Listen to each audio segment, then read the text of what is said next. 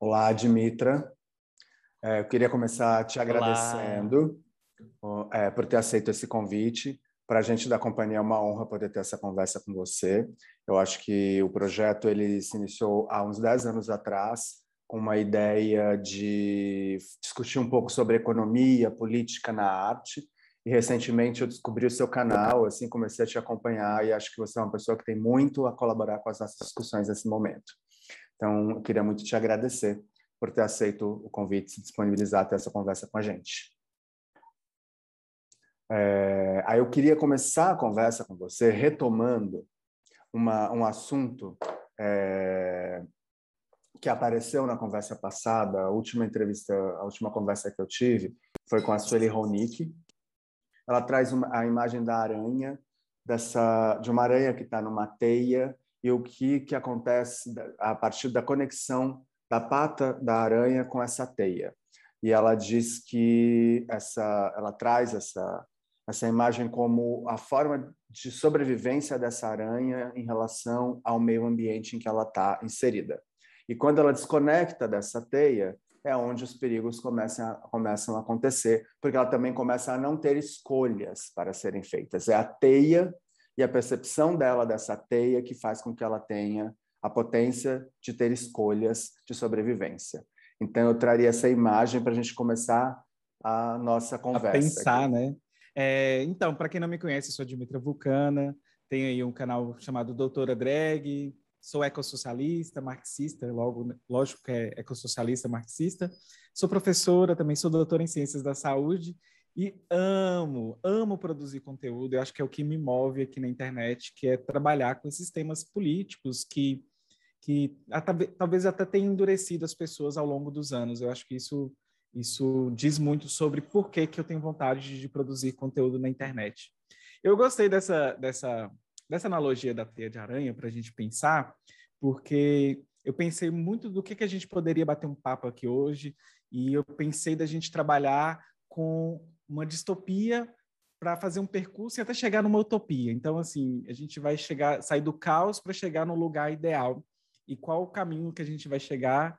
Eu acho que a gente consegue pegar esse bate-papo e fazer um percurso interessante. Uma coisa que eu acho que é super interessante da gente começar a pensar para as distopias é pensar que nós estamos num tipo de sociedade atual. Eu acho que está vazando o som do cachorro. Amor, fecha para mim a porta do banheiro, o cachorro está latindo.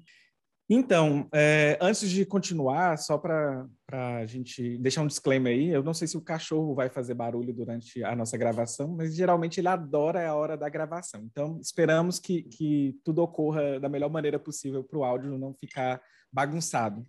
Mas uma coisa que eu acho interessante da gente pensar nesse percurso hoje, e eu espero que vai fazer sentido esse bate-papo, é interessante a gente pensar de como que a gente está vivendo ou pensando as distopias e as utopias e como que isso pode nos dar uns alicerces para pensar enquanto artista, enquanto pessoa que faz arte, enquanto classe trabalhadora também. E aí essa frase do Zizek, o Fischer que coloca no livro dele Realismo Capitalista, e ele nos faz pensar sobre universos distópicos, nos faz refletir, inclusive, que tipo de sociedade podemos imaginar sob um avanço de um fascismo. E aí eu achei interessante essa analogia da teia de aranha, porque talvez a gente poderia até trabalhar isso no campo da ficção, né? Uma aranha que dentro de uma sociedade e que tem uma conexão. Então tem toda uma conexão com o que a gente vai tentar trabalhar aqui dentro do universo da ficção científica, mas também para a nossa realidade e que está nos impactando todos os dias, e impacta até na arte, e quaisquer formas de arte, na verdade, estão sendo impactadas ultimamente. E aí, as pessoas começam a falar que a arte imita a vida, mas será que, na verdade, a vida, às vezes, não anda imitando a arte? E eles dizem que o Oscar Wilde tem essa frase, eu não sei se ela é dele mesmo, porque eu morro de receio de soltar frases e soltar o autor da frase, porque nem sempre condiz com o autor. Mas eu estava lendo um livro que eu achava super interessante, A escritora se chama Mary Shelley. E a Mary Shelley, ela é a primeira escritora de ficção científica. E aí todo mundo conhece a história da Mary Shelley, que é Frankenstein, mas as pessoas conhecem pouco sobre ela, porque geralmente nesse universo de ficção científica, eles pensam mais sobre os homens, né, Asimov, nunca são as mulheres precursoras da ficção científica. E bem, Mary Shelley escreveu Frankenstein, tipo, é um puta fucking livro e é um dos primeiros que inaugura a tal da ficção científica. E ela tem um outro livro que se chama O Último Homem, e é um livro maneiro, você vai lendo e tem um fundo político ali, e você vai até vendo os ideais liberais dos republicanos, uma defesa de uma democracia liberal, que lógico não seria de todos, mas que teria um fim da monarquia, e com o fim dessa monarquia teria uma instauração de uma república que irá trazer bons resultados para todos, inclusive os pobres, todo mundo será liberto. E no meio disso tudo tem uma pandemia. Esse é um livro de 1826. E aí, apesar de ter um personagem extremamente idealista, eu lembro até hoje de um trecho em que ele está ali defendendo de forma apaixonada que os países do sul global, e é logicamente que ele não vai usar a expressão sul global, mas os países do sul se livrarão dos grilhões, da servidão, e que a pobreza e as doenças irão acabar, e que haverá um nível de liberdade. E esse canto da liberdade, ele é muito antigo, e ele é um canto que... Deixa eu só jogar você aqui para o meio, que você está para o cantinho ali, aí eu fico olhando toda hora para o canto e eu não estou olhando para você. O grito de liberdade. E aí você vai tendo um fundo político, né, que tem esses ideais liberais, e os liberais têm esse ideal de liberdade que ele é muito antigo, que na teoria ele parece interessante, mas na prática nunca acontece. Porque é impossível pensar, desde 1800 para cá, caminhando até hoje, de haver uma união entre os países. O que aconteceu dentro desse seio liberal foi mais países explorando outros países. Então, só ideais que não são cumpridos e que, na verdade, é projeto. Então, eu estou tentando aqui, olha, tentando traçar um mosaico que a gente vai mexer com pandemia, ficção científica, marxismo, pensar classe e consciência de classe enquanto artista. E qual é o papel da arte no meio desse processo? Aí eu tenho uma longa viagem que eu fiz, que eu tentei traçar um trajeto, porque eu acho que é interessante a gente pensar que o livro estava falando com esse pano de fundo sobre liberdade, republicanismo, fim da monarquia, mas o livro não é sobre isso, mas é também sobre isso. E ele está falando, na verdade, de uma pandemia que se alastrou pelo mundo, e isso foi pensado em 1826. A ideia de uma pandemia que vai se alastrando pelo mundo inteiro, e as pessoas precisam se organizar em relação a isso, né? Elas precisam se organizar em relação a esses processos, precisam se organizar em relação ao luto, à perda, e a forma como a morte é vista é totalmente diferente dos nossos tempos, dentro desse cenário distópico. Mas isso é um cenário distópico, que estaria no campo da imaginação, que mesmo que o mundo já tenha vivido, por exemplo, a peste negra, esse cenário distópico, caótico, do fim, ele está mais no imaginário coletivo do que na prática naquela época. E agora estamos nós, em pleno 2021, nessa distopia. Temos aí um país que matou praticamente 600 mil pessoas por falta de políticas, por falta de vacina no tempo adequado, por falta de incentivo ao uso de máscara. Então, a gente tem um grande problema na sociedade atual, e ele é um grande luto. Ele é um grande luto, uma grande dor. Eu acho que todo mundo, em certa medida, vive ou um luto, ou aquele sofrimento, até uma negação. E aí a gente tem esse mundo que afetou o trabalho também. Então, afeta as relações, mas afeta o trabalho. E se a gente sair da utopia, dessa distopia, para a utopia desses ideais liberais, que estavam conclamando o fim da pobreza, das doenças, a união das nações, a utopia do liberalismo ela é muito fajuta, porque essa união das nações nunca poderia ocorrer no capitalismo como modelo social de produção na sociedade. E se a gente parar para pensar, essa democracia republicana nunca resolveria isso. Porque o que a gente vê mais tarde, sobre essa tal da união dos países, a gente vai chamar de imperialismo. São países dominando outros países. Então, a gente tem no Brasil, por exemplo, uma elite que oprime a classe trabalhadora como um todo. E como classe trabalhadora, eu acho que o meu mote central desse papo nosso é que entender que artista também é classe trabalhadora, né? Não somos os capitalistas, nós somos a classe trabalhadora. Sair daquele ideal bolchevique dos anos 90, como se fosse, sei lá, classe trabalhadora é um operário branco, daquele cartaz, né, russo, alto, de 2 metros. Não, a classe trabalhadora, somos nós. E ela também é LGBT, ela é feminina, ela é negra, e a classe artística, mais do que nunca, sempre foi classe trabalhadora. E a gente precisa se enxergar neste lugar de classe trabalhadora. Porque todas as relações nossas para produzir arte perpassa pelo capitalismo. E perpassa em ter que lidar com inúmeras contradições. E isso é muito complicado. Isso, às vezes, também, em nível individual, é complicado, em nível estrutural, acho que a gente pode ter uma perspectiva melhor. E se esse livro, né, que eu comecei a falar dessa distopia, de uma pandemia, de um ideal liberal que iria vir salvar todos e todos os países, salvar o sul global, isso era 1826. Já em 1848, uma dupla de amigos, chamada Marx e Engels, eles iriam escrever algo que chamava o Manifesto Comunista, e eles estavam justamente falando que existia algo errado na sociedade, que existia algo que estava subvertendo as nossas relações, a nossa vida. Inclusive, eles colocam um mote sempre interessante, é que não há liberdade alguma, nem mesmo em como criar os nossos meios para sobreviver. Nada nos pertence, e nós só temos uma coisa, é chamada a nossa força de trabalho. É a única mercadoria que nós temos neste mundo liberal que nos libera para poder atuar nessa sociedade por meio do trabalho e produzir as nossas formas de vivências, mas também de sociabilidade. E essa forma de produzir as nossas vidas, relacionar com as pessoas por meio dessa venda dessa mercadoria chamada força de trabalho, afeta tudo, afeta o campo da arte. Quantas e quantas pessoas não acessaram a arte por falta de tempo? E eu falo quaisquer tipo de artes. Eu estou falando desde as artes mais elitizadas, centralizadas, até as periféricas, que chega um momento que a pessoa também não pode estar podendo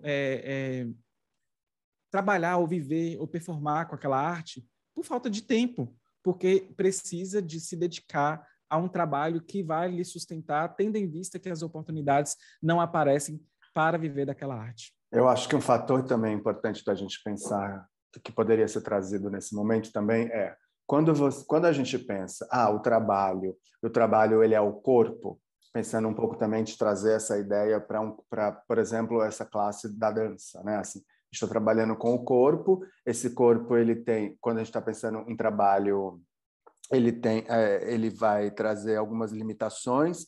Essas limitações, especialmente do tempo que você trouxe agora, ela vai implicar numa sequência por exemplo, de redução de desejo, ou de redução, inclusive a Sueli fala isso, que a arte é uma das poucas coisas que se manteve conectada à teia, porque ela ainda é possível de estar em contato com o sensível.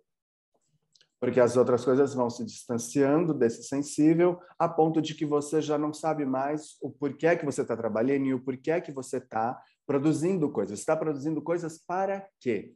Para onde vão essas coisas que você está produzindo se você não tem nem tempo de consumir as próprias coisas que você está produzindo? Então, quanto esse jogo cruel vai fazendo com que essa produção não seja a sua mesma e que você se distancie cada vez mais de algo que é você, a ponto de nem, na verdade, pouquíssimo saber para o que serve a arte, além de um entretenimento. Nossa, você falando isso a gente conecta muito com a questão da alienação e estranhamento, né? A alienação para Marx, e a alienação é um conceito que ele é anterior a Marx, não é proposto nem cunhado por Marx. Marx pega ali de Hegel, mas existia entre outros tipos de correntes também, como Rousseau, essa questão da alienação. Para Rousseau seria como igual a gente existe hoje, né? Alienou-se um bem. Mas pensando nós enquanto sujeito e alienação, e você falando desse não se conectar, na sociedade atual, o nosso trabalho, ele nos aliena.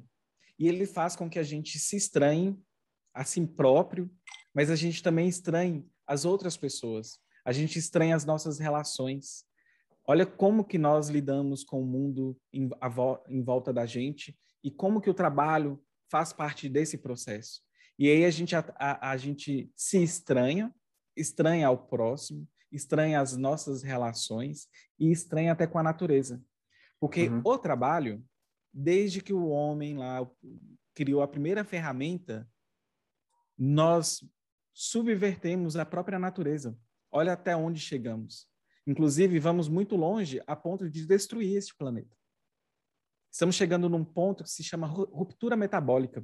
Por meio desse trabalho estranhado, que a gente já não tem controle, igual você falou, a gente perde o controle desse trabalho, a gente está chegando ao ponto de haver uma ruptura metabólica, de não haver como retomar mais as questões ambientais. Ou seja, que maluco. Agora, nós, indivíduos, não temos controle sobre isso em certa medida. Nós não temos controle sobre isso enquanto classe trabalhadora ou enquanto indivíduos isolados, porque nós não conseguimos fazer uma pressão contra esse movimento de criar, produzir. E aí eu acho que a arte ele tem esse contato, porque a arte, para mim, ela sempre tem um potencial revolucionário. A arte sempre vai ter um potencial revolucionário, ela sempre vai poder ser trabalhada ali de uma maneira que a gente possa trazer ideias super interessantes. E aí, seguindo até naquela linha de raciocínio, o Marx e o Engels, lá no Manifesto Comunista, eles estavam falando justamente desses ideais liberais, e olha como que isso vai desembocar na própria arte. Que esses ideais liberais, que falava, né, que os países se uniriam e tudo mais, na verdade, os países eles não vão conseguir, na verdade, viver de forma isolada, nem de forma autossuficiente. Vai haver, sim, uma circulação universal, igual a gente conhece hoje, que podemos dar um nome, né? Globalismo, imperialismo, mas vai ter uma interdependência entre essas nações, só que isso vai ser tanto no campo da produção material quanto na produção intelectual. É como assim, se o capitalismo ele chegasse e com os tentáculos, e se já falamos de bicho, né, de aranha, vamos agora de tentáculos, e aí eles chegassem e subvertessem toda a forma social existente na reprodução da vida. E aí os produtos intelectuais das nações, eles começam a passar a serem de domínio geral, ou melhor, de domínio do capital, da elite dominante. E aí não vai existir nem mesmo autonomia nacional. E quando eu estou falando isso, é interessante a gente pensar que eu não estou defendendo o nacionalismo chauvinista igual ao do Bolsonaro. Eu estou falando de outro tipo de uma identidade que vai sendo esmagada por esse eu universal. E isso vai acontecendo também com a arte, se não haver resistência. Isso afeta as artes, a literatura, o cinema, e acaba até mesmo que tudo que é local começa a ser jogado para escanteio. Tudo que é regional. Olha que absurdo nós falarmos que Ariano Suassuna, por exemplo, é regional e que sudestinos são universais. Isso no nosso imaginário brasileiro. Só que se a gente parar para pensar, até esses sudestinos universais no imaginário brasileiro, em contexto global, eles também não são, eles são regionais, eles são latinos. Porque em contexto global, o que é universal é o norte global. Então, a gente vê artistas, né, que fazem sucesso nacionalmente e depois querem fazer um sucesso internacionalmente, mas sucesso internacional é sucesso no norte global. E esse sucesso só se dá se for dentro do norte global. E aí a arte, ela está aí nesse puxa e repuxa, tentando resistir E resiste, inclusive. A gente vê desde aqui na minha região, né, o catrumano, o sertão, as expressões que a gente tem artísticas, elas resistem, e algumas são seculares, inclusive. Mas ela não tem o investimento, o olhar, o aporte necessário que poderia, inclusive, florescer.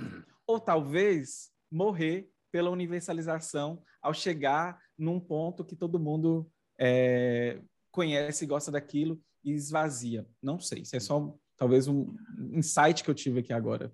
Mas isso talvez, quando chegar nesse lugar que todos reconheçam alguma coisa, talvez não chegue no lugar que o capitalismo já tenha se aproveitado disso a ponto de disseminar de uma maneira tão que é tão aceitável por todos, que talvez já tenha sido dominado pelo capitalismo, porque aquilo é aceito de uma maneira que já não tem mais questão, que já não tem mais individualidade, autonomia, porque ele acaba sendo um mar sem ondas, assim.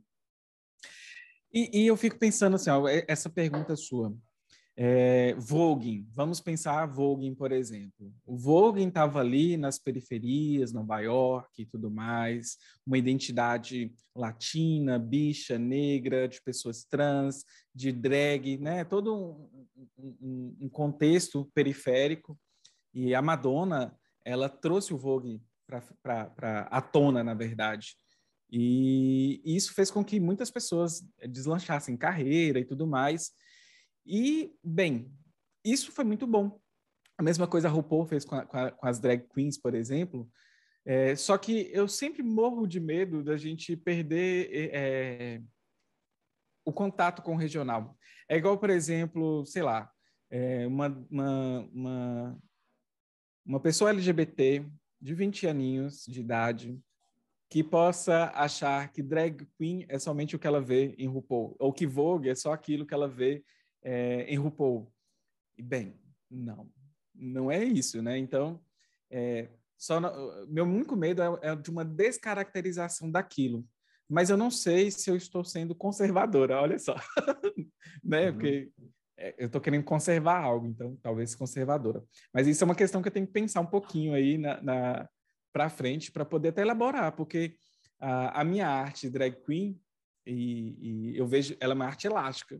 Ela não é a mesma dos anos 60, tão menos quanto a dos anos 40, e hoje nos anos 20 é outra coisa. Então, talvez ser conservador demais também não é bom, né? Agora que eu tô já... É porque isso aqui é uma coisa que eu até fui elaborando agora, né? Querer manter... E aí? Olha, ser conservador não é algo meio que fora da linha, né, do marxista. Mas, enfim, eu fiquei pensativo aqui agora com essa questão.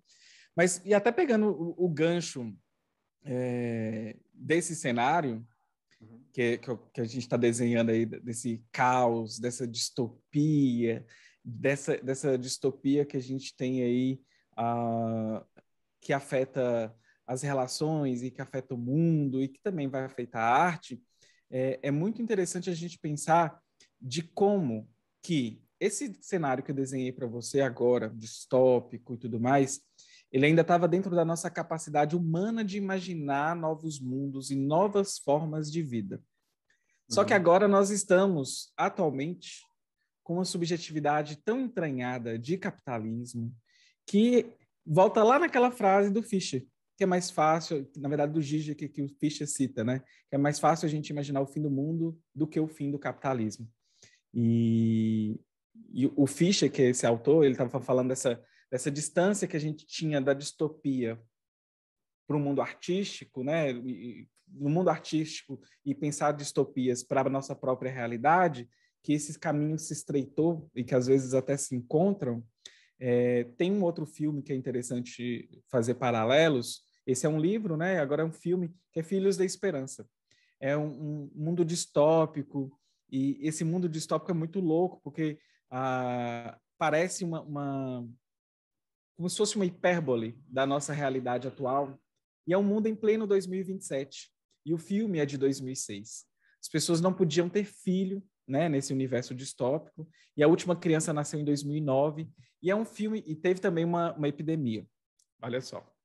E aí ele é um filme bacana, porque ele remete há questões que a gente vai pensar até de como vai haver essas mediações com a arte.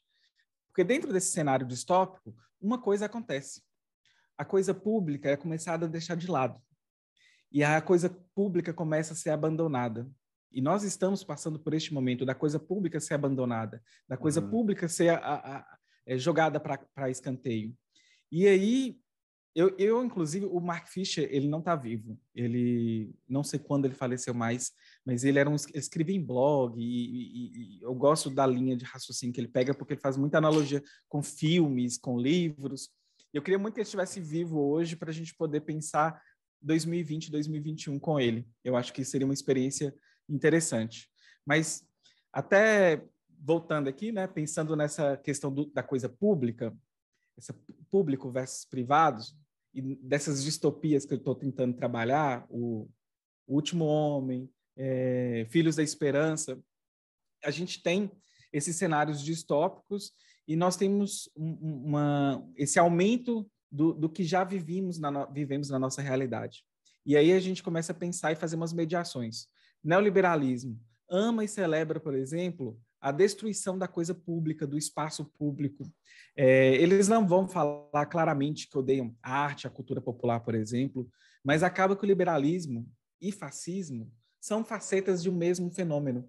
Essa coisa de cortar o público e decepar o público, e isso vai decepando as nossas capacidades enquanto artistas de sobrevivermos, de reproduzirmos a nossa própria vida, é projeto. E aí acontece que eles vão celebrar o fim dessa coisa pública, mas eles também vão criar relações individualizadas, porque cada vez que a coisa pública for sendo decepada, nós, enquanto artistas, temos que dar nosso pulo para poder fazer o nosso corre, para fazer o nosso aquê. E aí cada um, né? E numa sociedade hiper individualizada, a gente começa a ver até eclodir a competição. E aí sujeitos começam a ser responsabilizados pela coisa que deveria ser coletiva. E isso é projeto. E se os neoliberais, inclusive, falam que só para que os gastos deveriam ter um teto, igual a PEC dos gastos, por exemplo, que a gente tem, eles estão falando de outras coisas. Essa decepação. É decepação essa palavra? É porque ficou muito estranho na minha cabeça. Mas esse decepar da coisa pública e reduzindo e cortando, vai sobrar uma coisa no final. Sabe quem sobra? E não sou eu que está falando, é o Fischer que fala isso. Militares e policiais. Olha que louco que eu estou saindo da distopia. E, na verdade, eu não sei se eu estou saindo da distopia mais. Eu acho que, às vezes, já estamos nela, né? E isso vai afetar todos. Afeta a classe trabalhadora, afeta a classe artística. São todos trabalhadores como um todo. E bem, eu acho que a classe artística ela precisa muito do público para viver. A coisa pública, a coisa coletiva. Porque a arte, enquanto mercadoria de competição, de individualização, ela abafa muitos potenciais, criam falsas esperanças, e a gente sempre fica aí nessa, um dia vai dar certo, uma hora vai dar certo. E, bem, temos que saber que nem sempre vai dar certo, né? Nesse sentido, a gente poderia entrar num campo também, que é qual a forma que a gente se percebe nisso que você acabou de falar. Esse público, nesse momento, por exemplo, ele foi potencializado por uma pandemia, porque até então existe um projeto de governo, de Estado, que vai eliminando esses públicos. Inclusive as praças públicas, a gente não tem praças, porque assim as pessoas não se cruzam, as pessoas não se conversam, as pessoas não trocam informação, né? Então a gente começa por aí, a gente não precisa nem falar de teatro, de não sei o que, a gente já não tem praças. Não. É um país que não tem praças, né? Sorte dos lugares que tem praia, que ainda assim, de uma certa forma, essas praias estão sendo vendidas para os empreendimentos imobiliários, né? Como a gente vê, milhares de prédios que vão até dentro do mar. Assim, né? Sim, mas chega a ser ridículo. Nesse sentido, como que a gente vai percebendo essa transformação? Porque esse privado, por exemplo, desse momento que foi obrigado por uma pandemia, a gente voltou para a ocupação digital.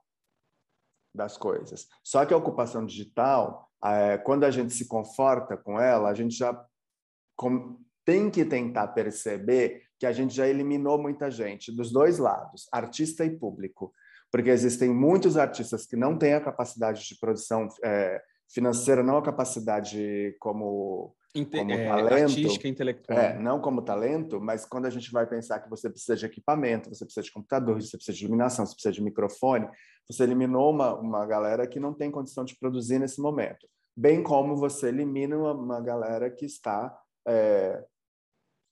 que não pode consumir isso também, porque não tem uma internet em alta velocidade. E isso a gente pode levar para um outro caminho, que foi o plano educacional, né? As crianças que... Como é que você faz essa adaptação escolar, por exemplo? É a mesma coisa, sabe? Assim, nesse momento, essa adaptação escolar de crianças escolas públicas que não têm condição de oferecer equipamento, professores que não têm equipamento, alunos que não têm equipamento, não tem internet em casa para ter aula. Isso é um retrocesso. A gente olha para isso como um avanço de uma certa maneira. Nossa, que avanço! A tecnologia a nosso favor. Mas, no fundo, a gente tem que ter uma certa atenção que essa tecnologia não está a favor. E isso, sim, também é uma forma de destruição se a gente não se atenta para esse olhar, se a gente se acomoda nesse lugar. E aí a gente pode entrar quase numa coisa meritocrática nesse momento. Porque vai para uma coisa que é quem tem a condição, quais são os critérios que se usa para entender quem tem condição de produção e quem tem condição de avançar dentro desse ambiente, desse meio ambiente, dessa teia.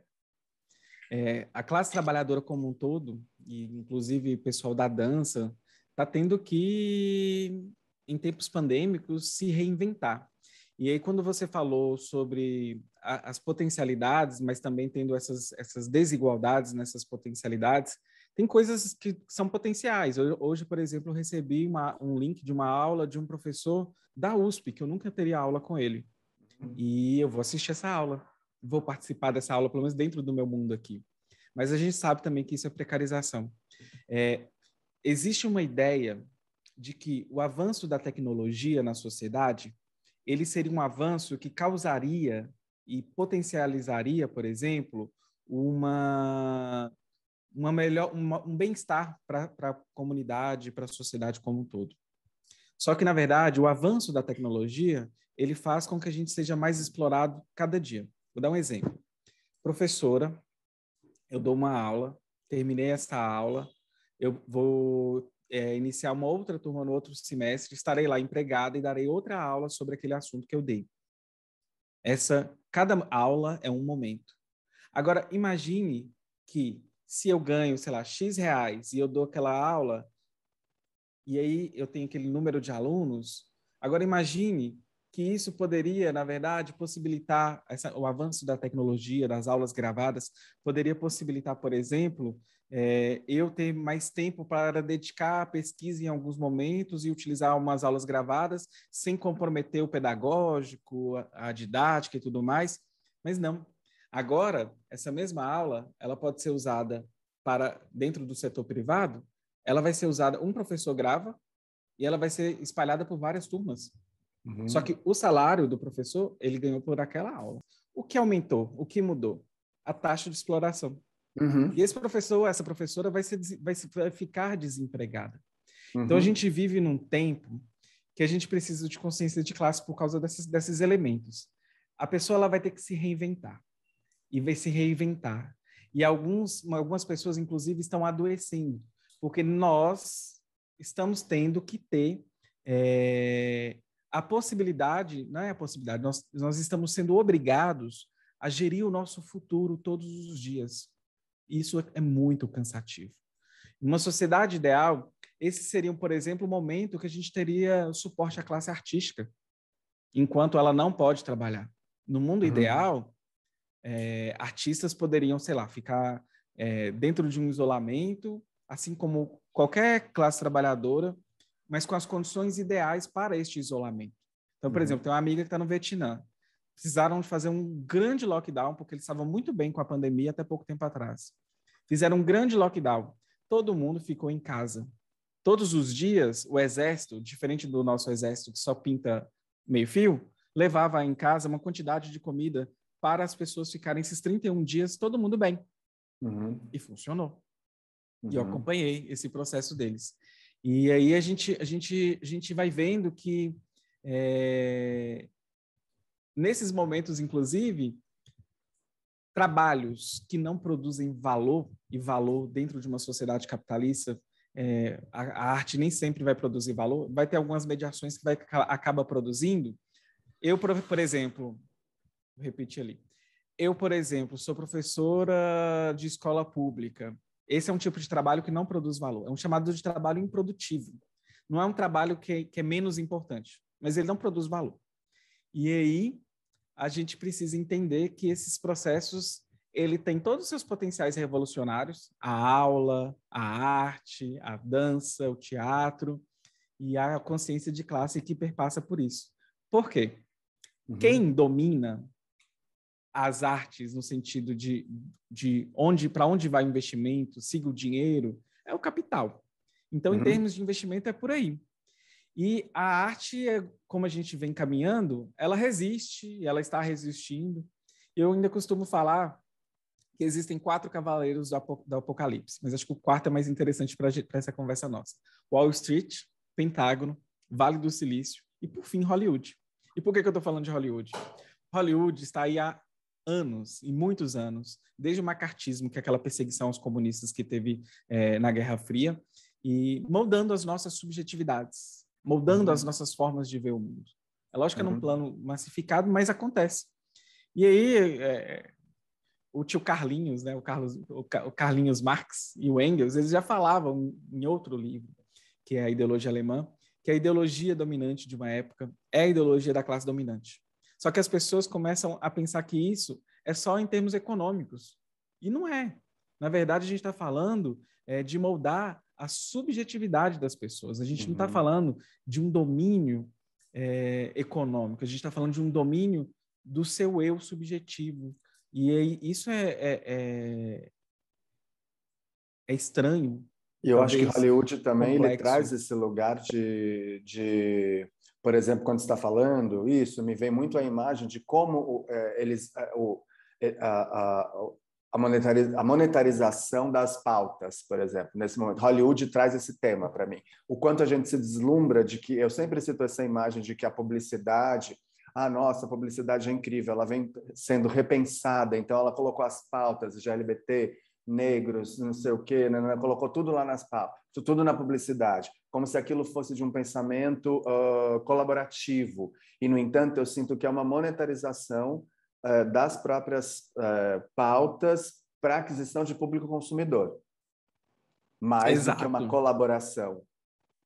E essa linha de raciocínio sua aí é ótima, porque o que a gente vê, ao fim e ao cabo, é uma precarização do trabalhador.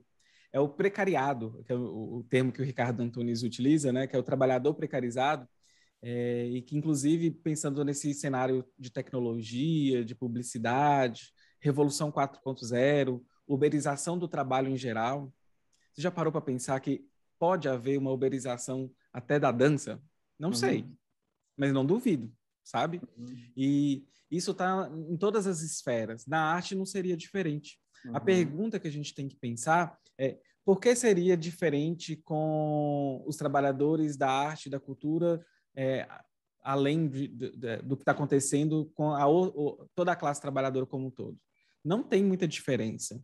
E a arte, no meio deste processo, ela tem esse potencial revolucionário, e só que a gente tem os nossos cavaleiros aí e as subjetividades. E a gente tem que pensar que uma das peças que o Capital nos prega, que é, inclusive, de esvaziar, que é o que você estava falando, né? De a gente depositar todas as esperanças nessas publicidades, por exemplo, e, na verdade, vai existir um vazio, não, um esvaziamento é a melhor palavra, para poder criar uma falsa sensação de uma emancipação de um determinado grupo. Então, nós, enquanto LGBTs, então, isso é muito perigoso da gente pensar nessas subjetividades e como elas nos tocam, sabe? E eu sempre tenho cuidado com algo que se diz revolucionário, mas não é de fato, porque talvez está vendendo só uma mercadoria com uma embalagem revolucionária. E é uma contradição. E tem muitas contradições dentro desse processo. O sistema capitalista ele é tão caótico, tão anárquico, que até dentro do capitalismo tem um espaço para o anticapitalismo. É como se fosse um esquema de amortecimento e reordenamento das explosões dentro desse sistema que não tem estabilidade. Ele não se comporta, ele não se sustenta, é uma grande máquina. A humanidade criou, ela vai tomando e crescendo e ganhando corpo, os trabalhadores trabalhando, e no fim é a máquina, o grande capital engolindo tudo, engolindo todos. E esse engolir todos, a gente vai pensar sobre uma questão de como que a gente vai mediar a alienação no trabalho. Lá no início que a gente falou, né, a gente não tem controle do que a gente está criando, porque a gente perde o controle, porque é próprio do sistema. A estrutura, se a gente for parar para pensar na aranha e na teia, é como se o sistema fizesse que você perdesse essa conexão com essa teia. A todo momento, ele quer te desconectar dessa teia para você estar alienado. E a gente sempre está se desconectando, e a gente sempre está desconectado, e a gente sempre está se alienando do trabalho. É uma universalização de uma vendabilidade universal.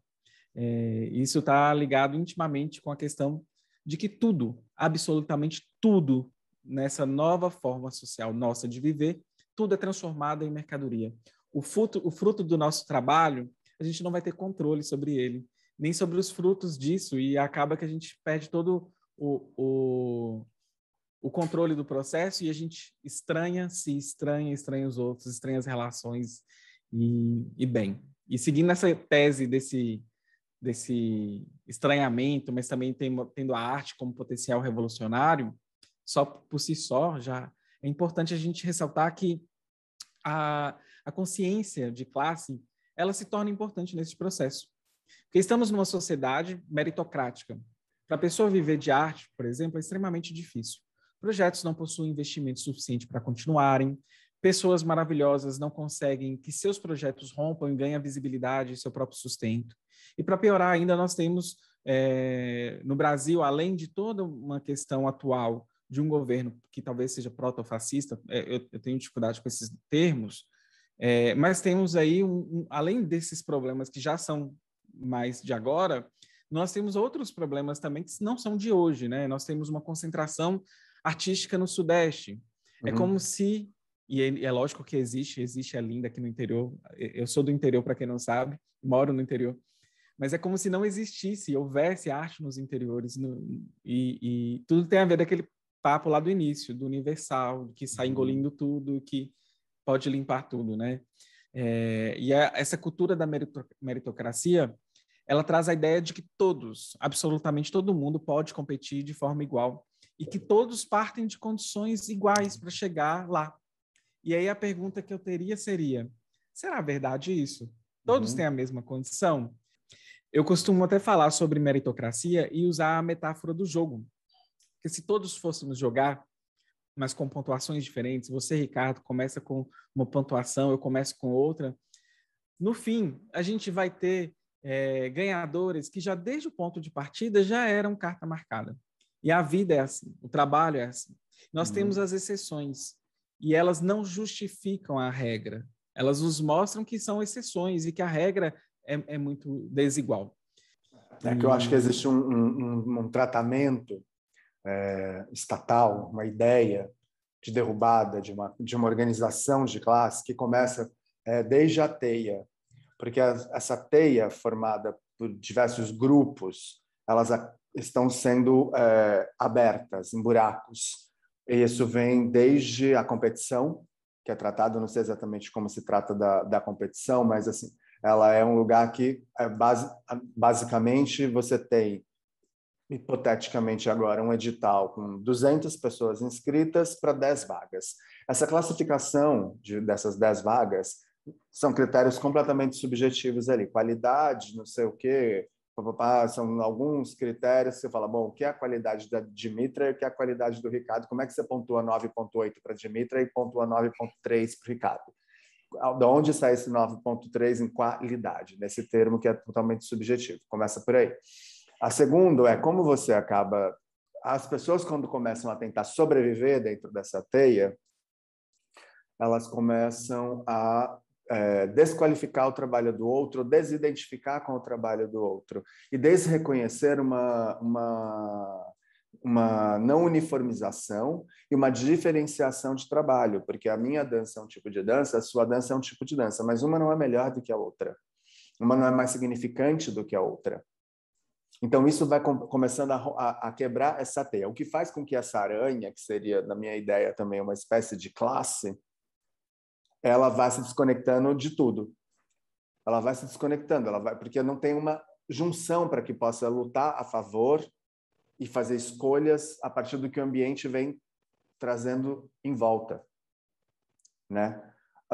Então, isso dificulta muito a gente poder formar uma classe artística potente, inclusive para poder discutir, por exemplo, valores de cachês, horas de trabalho.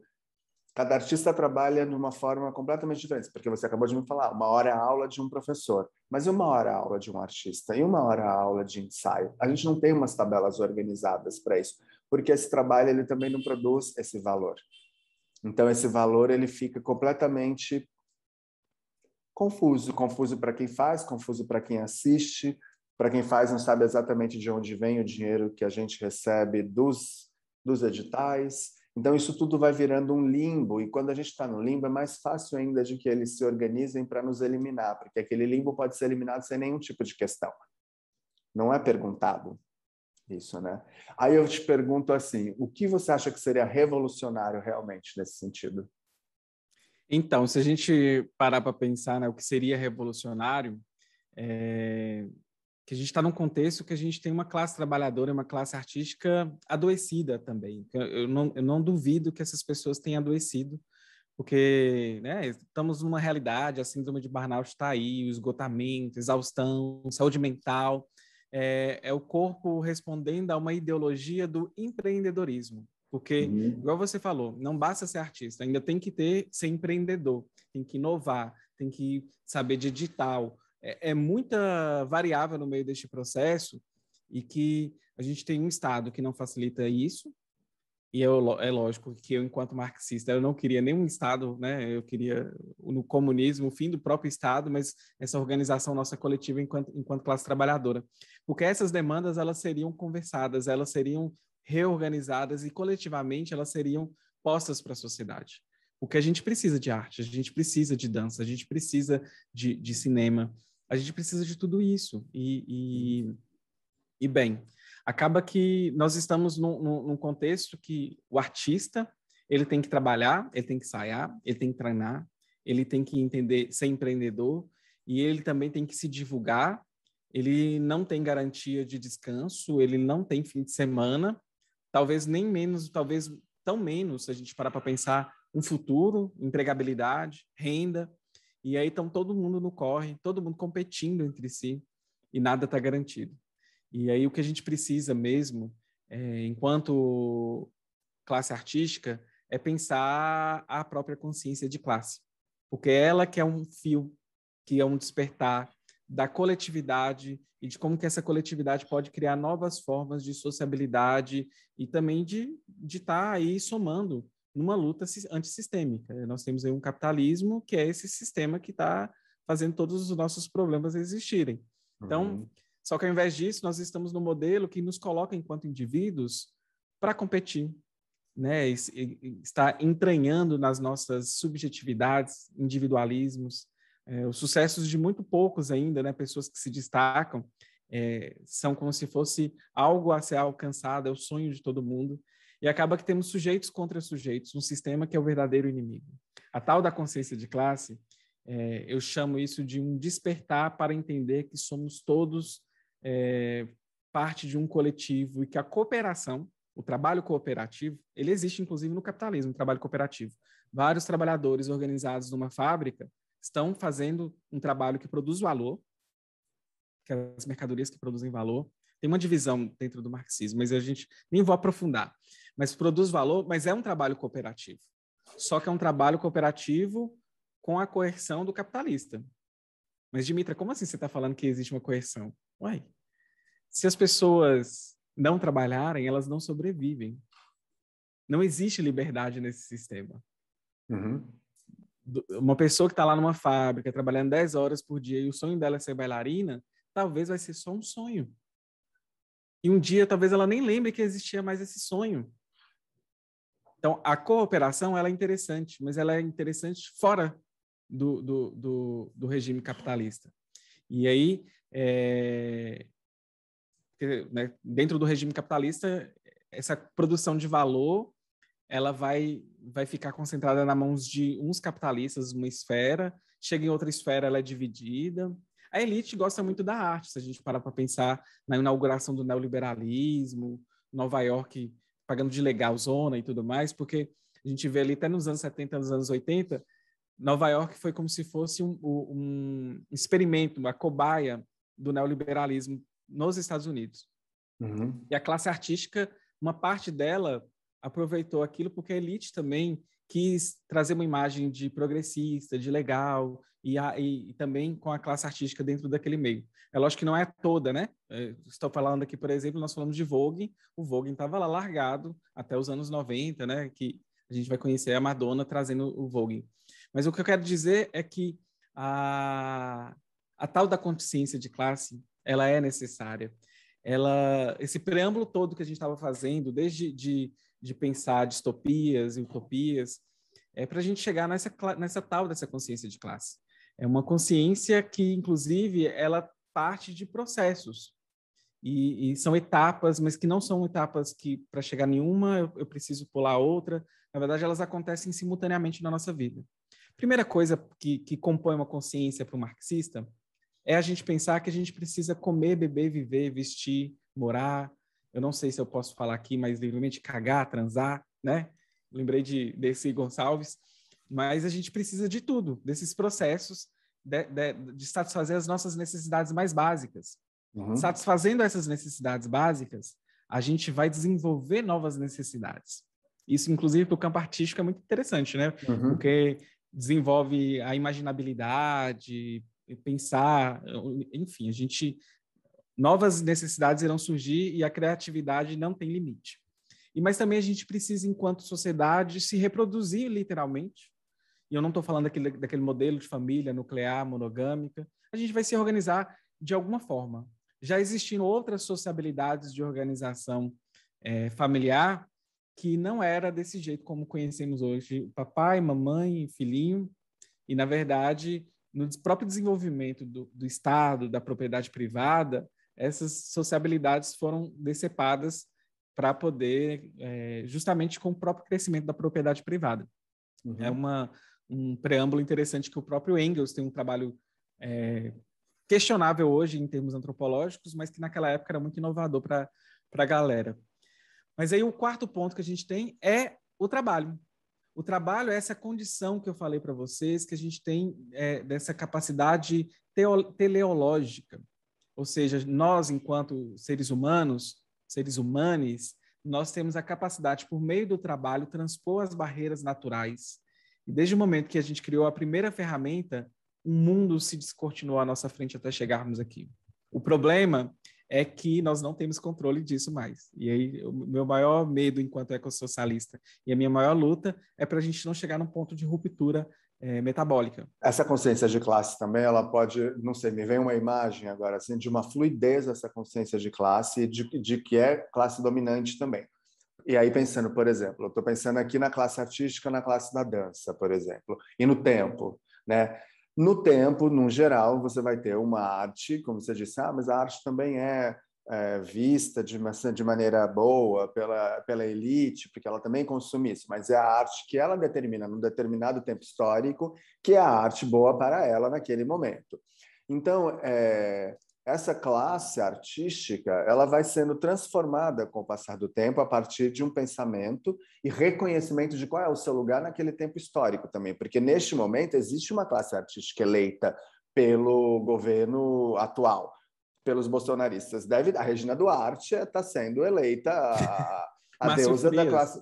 o Mário Frias, eles estão lá como classe artística eleita. Então, eles têm uma consciência. E aí eles devem pensar, se a gente falar generalizante isso, Consciência de classe, provavelmente a consciência de classe numa reunião entre Mário Frias e Regina Duarte é uma, entre eu e os meus é outra. Então, como a gente pensa essas consciências de classe, talvez ela precisa de ser vista do ponto de vista onde você está no tempo e espaço, assim, também. E isso trazer uma fluidez e um caminhar, assim, porque quando a gente fala, porque fica um pouco confuso, quando a gente fala assim, consciência de classe artística, parece que a classe artística é um bolo só também.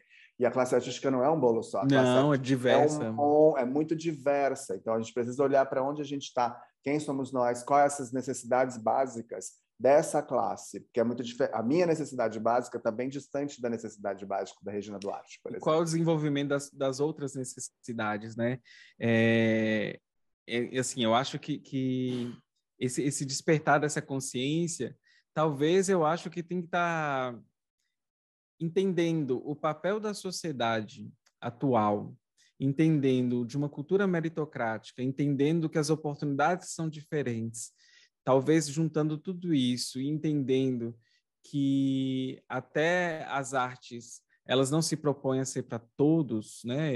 Mas lógico que a gente tem que pensar em quais artes, agora você falou não é um bolo, eu acho que isso dá para chegar num caminho interessante, por exemplo, que existem ramos da arte que têm uma consciência de classe maravilhosa.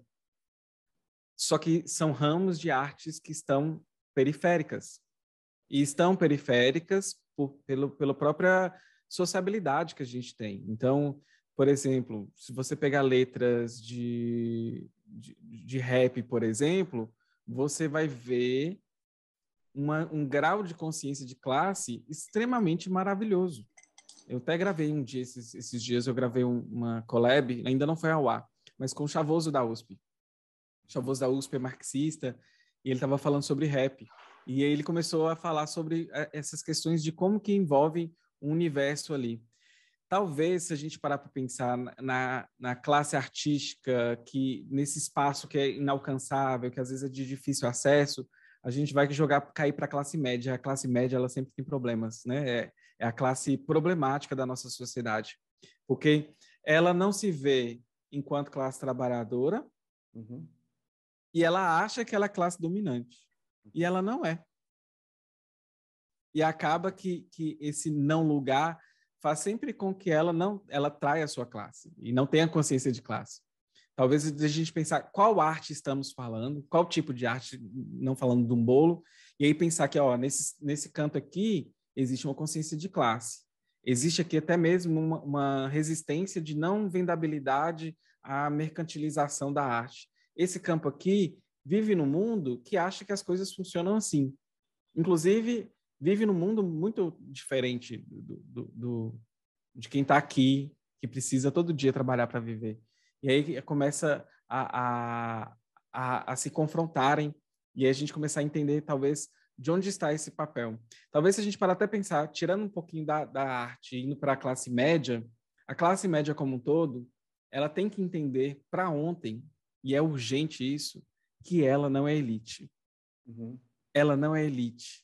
E, inclusive, ela reproduz formas de explorações que não precisavam acontecer dentro deste país. É um pouco a citação do Paulo Freire, que o dominado quer atingir o poder para ser dominador. Quando a educação não é libertadora, o sonho do oprimido é ser opressor. E Exato. A classe média, ela oprime todo dia a classe mais pobre. Desde quando contrata uma empregada com más condições, com um salário péssimo, com um salário abaixo do mínimo que deveria. Às vezes, quando faz o mínimo, fica se vangloriando. Na verdade, você está fazendo... talvez até uma obrigação sua moral fazer isso. Então, a gente tem que caminhar por aí. Talvez, se a gente, para fechar, assim, eu acho que essa consciência de classe, a gente tinha que, agora, partir de um campo da distopia e pensar, né, como seria um mundo em que o trabalho não nos aliena? Como seria um mundo em que a gente pode fazer a nossa arte como parte desse conjunto, desse corpo social, e que é valorizado tal qual qualquer outra forma de trabalho? E aí, se a gente imaginar essa sociedade, é uma sociedade provavelmente que todo mundo trabalharia algumas horas do dia, não, seria o suficiente para você gerar, né? Pagar todas as suas contas, beber, comer, morar, voltar lá nas necessidades. Uhum. Mas você também poderia trabalhar um pouco para gerar um excedente de riqueza social e essa riqueza viraria um fundo de reserva. E as pessoas teriam mais tempo livre, esse tempo poderia ser dedicado ao que a pessoa quisesse, né? Às vezes eu poderia ser uma professora e uma drag queen mais feliz, porque, na verdade, eu consigo ser professora e drag queen, mas para isso eu me sacrifico muito. Não precisaria disso, sabe? Às vezes eu poderia ser uma professora e uma bailarina. Às vezes eu poderia ser, sei lá, uma engenheira e uma pianista, uma engenheira enfim, e uma dançarina de hip hop. Qualquer coisa. O universo não tem nos limite. As pessoas teriam mais tempo livre. O tempo, ele poderia ser usado e dedicado ao que a pessoa quiser. E assim, Ricardo, a gente está em tempos duros, né? Parece difícil falar sobre sonhos, sobre utopia, mas tem uma coisa que eu acho interessante apontar, assim, para a live. Eu acho que como eu me movo, né? Tem dias que eu não me movo assim, tem dias que eu estou só no pessimismo da razão, mas tem dias que eu estou cheio de otimismo da vontade. Isso é o Gramsci. Mas sobre a utopia, eu acho interessante porque o Galeano ele tem uma frase que todo mundo atribui ao Galeano. Olha só, se eu comecei agora falando sobre o Oscar Wilde e se eu tinha dúvida se era dele, do Galeano eu tenho certeza sobre a frase que não é dele. Inclusive tem um vídeo dele na internet falando que não é dele. Na verdade é uma frase que é do Fernando Birri, que é um amigo dele. Eles estavam num lugar e as pessoas estavam falando sobre a utopia. E as pessoas perguntam, uma pessoa lá levantou e falou: para que serve a utopia? Porque, né, nós marxistas, que todo dia lutamos por uma sociedade melhor, fica parecendo que nós somos utópicos e que a utopia é algo ruim. E não. Eu quero finalizar aqui dizendo que a utopia é o que me move. Porque, olha só, ele explicou que a utopia ela está lá no nosso horizonte. E aí hoje eu andei 2 passos. A utopia ela vai andar 2 passos. E eu consegui andar 10 passos. A utopia vai andar 10 passos. E aí a pessoa, então, para que serve a utopia? Ela serve para caminhar. Uhum. É igual, por exemplo, eu estou pensando novas formas de sociabilidade, de uma sociedade comunista e tudo mais. Mas nós não sabemos o que é uma sociedade comunista. E por que não sabemos? Porque se a gente tiver a fórmula e a receita pronta, já falhamos. Porque marxismo é método. É um método científico de avaliar o movimento da história, da realidade. Então, na verdade, o que vai ser o comunismo e essa sociedade que a gente pode desenvolver todas as nossas potencialidades, precisamos construir. Acho que é isso. Eu acho que é isso também. Queria te agradecer muito, conversa deliciosa. Eu acho que é uma conversa que vem colaborar muito para a classe da dança. Esse projeto é financiado pelo Fomento à Dança, então eu acho que espero que seja um bom retorno para o projeto. Te agradeço Olha, muito a disponibilidade, generosidade, o assunto todo é muito gostoso. eu que agradeço. O Dunker falou que você é ótimo de perguntar e eu vou reforçar isso. Assim, eu acho que está dentro do meu top 5 de entrevistas que eu dei. Ah, que delícia, eu que te agradeço.